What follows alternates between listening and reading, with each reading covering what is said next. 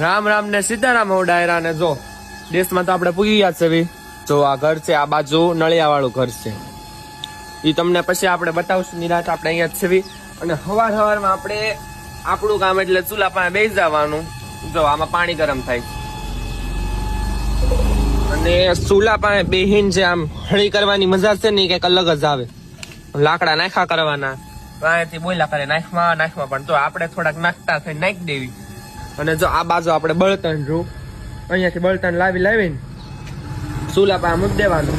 અને જો દાદા પણ આવી ગયા છે. કરી લો બધા સવારના દર્શન.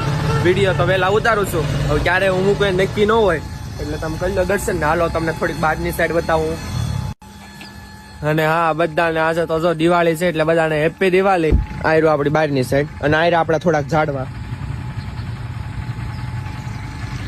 તો હાલો હવે ડાયરાને મળીશું આવતા વિડીયોમાં. તમે ગામડે ગયા છો કે નહીં થોડું કોમેન્ટ કરી દેજો.